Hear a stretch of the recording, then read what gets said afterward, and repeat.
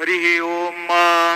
इमं देवा असपत्नगो सुहद्वं महते क्षत्राय महते ज्येष्ठ्याय महते जानराज्यायेन्द्रस्येन्द्रियाय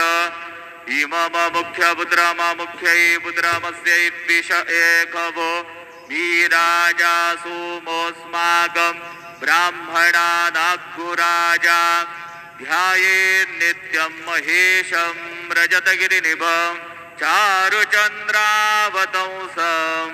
रत्नाकल्पोज्ज्वलाङ्गं परशुमृगवरा भीतिहस्तं प्रसन्नं पद्मासीनं समन्तास्तुतममरगणैर्व्याघ्रकृत्तिं वसानं विश्वाद्यं विश्ववन्द्यं निखिलभयहरं